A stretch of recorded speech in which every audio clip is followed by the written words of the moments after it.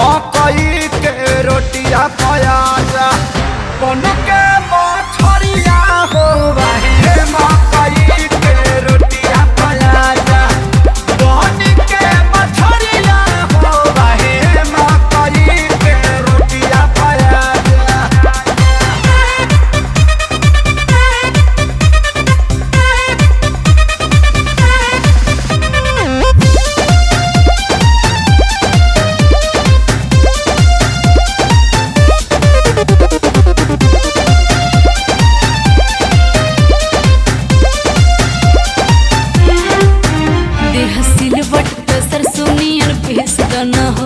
ऊपर से पिया घिस दाना हो गोड़तावे काट जैसन बॉडी के कपड़ावा हो बनल बा मुडई बिगाड़ा ताजा तारावा हो टूट जाई बन्हवा सम्हारा बड़ा हाथ दरिया हो मकई के रोटिया प्याजा बन के मछरिया हो हे मकई के रोटिया प्याजा बन के मछरिया हो हे मकई के रोटिया प्याजा।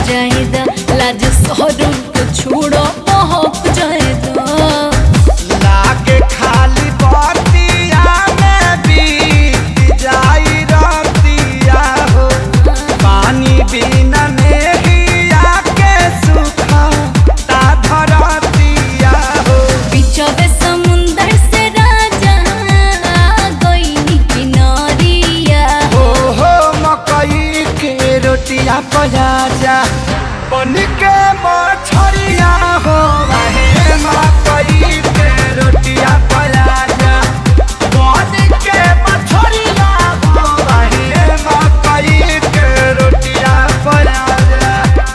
अब अपना बेटा के घर तुमने की देखो बतावा ऑर्केस्ट्रा वाली के मुंह में पैसा धरा होता रे तो हमरा भावना के कभो कद्र ना कैला बेटा। तो का करबत ब्याह करो तारा काला सा हम बियाह ना करब ठीक बा। हम तोहरा ब्याह के बात नहीं क्या करो तब अपना ब्याह के बात करता नहीं। मैं अपनी जिंदगी अपने हिसाब से जीऊंगा। ना कभी धोखा दिया ना कभी गुनाह किया कलयुगी बाप ने बेटे को तबाह किया। चढ़ली जवानिया परोसी लेके आवत हरिया हो मकई के रोटिया प्याजा मकई के रोटिया प्याजा